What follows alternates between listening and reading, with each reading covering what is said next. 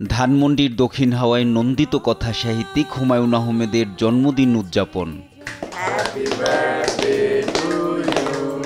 ৭৬তম জন্মদিনের প্রথম প্রহরে কেক কেটে জন্মদিন উদযাপন করেন লেখকের সহধর্মিণী মেহের আফরোজ শাওন। এ সময় ঘরোয়া এই আয়োজনে উপস্থিত ছিলেন প্রকাশক মাজহারুল ইসলাম, পরিচালক জুয়েল রানা সহ অন্যান্য শুভাকাঙ্ক্ষীরা। প্রতি পূর্ণিমার মধ্যরাতে একবার আকাশের দিকে তাকাই। গৃহত্যাগী হবার মতো জোছনা কি উঠেছে?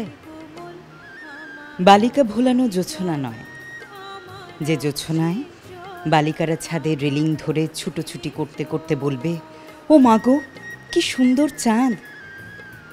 নবদম্পতির জোছনাও নয়, যে জোছনা দেখে স্বামী গাঢ় স্বরে স্ত্রীকে বলবেন, দেখো দেখো নিতু, চাঁদটা তোমার মুখের মতোই সুন্দর।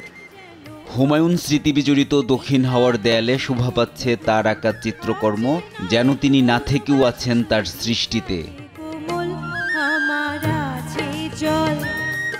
জন্মদিন ঘিরে নুহাশপল্লীর আয়োজন সম্পর্কে জানান মেহের আফরোজ শাওন। আজ হুমায়ূন আহমেদের জন্মদিন। প্রত্যেক বছর জন্মদিনে যে পরিকল্পনা থাকে, এবছরও একই পরিকল্পনা। সকাল 10টায় আমরা হুমায়ূন আহমেদের সমাধিতে আমরা শ্রদ্ধা জ্ঞাপন করব, সেখানে আমরা দোয়া পড়ব। এই তো এবারের আয়োজন।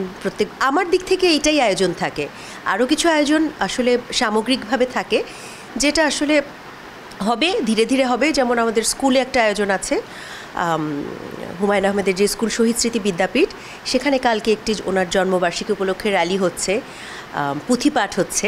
চমৎকার একটি পুঁথিপাঠের আসর ওখানে হচ্ছে লোকালি, বাচ্চারা সেখানে পুঁথিপাঠ করবে। দক্ষিণ হাওয়ায় লিখতেন হুমায়ূন আহমেদ। জন্মদিনে সেসব স্মৃতিকথা শোনান নাট্য পরিচালক জুয়েল রানা। এই জায়গাটা ছিল স্যারের লেখালেখির জায়গা, মানে এখানে বসে উনি লিখতেন। এখানে একটা ছোট এরকম টেবিল ছিলেন, এই ছোট টেবিলে বসে উনি কিন্তু চেয়ার টেবিলে বসে লিখতেন না, হচ্ছে মাটিতে বসে লিখতেন, মানে ফ্লোরে বসে এরকম এই হাইটের ওখানে বসে উনি এখানে লেখালেখি করতেন। এই বইগুলো সব এখানে আছে। এই বইগুলো থেকে যখন ওনার কোনো পড়ার দরকার হতো, তখন ওখান থেকে নিয়ে বসে ওখানে পড়তেন। লেখালেখিটা হতো এই জায়গায়, লিখতেন, এক চুমুক চা খেতেন। দেখা গেলো যে পুরো চা খাবেন না, কিন্তু কাপ ভরে দিত, অল্প একটু খেয়ে পুরো চাই লিখতেন। এই জায়গাটা ছিল উনি আসলে লেখালেখির জায়গা। জন্মদিনে ভক্তরা প্রিয় লেখককে জানান একরাশ শুভেচ্ছা বার্তা ও শুভকামনা। আমার বিয়ের পর থেকেই তো 12 বছর পুরো পেলাম ওনাকে। তো বিয়ের 6 মাসের মাথায় দক্ষিণ হাওয়ায় উঠে এলাম। স্যার তখন আমার পাশের বাসার নেইবার, পাশের বাসার মানুষ। তো তখন থেকেই একদম আপনজন আর কি।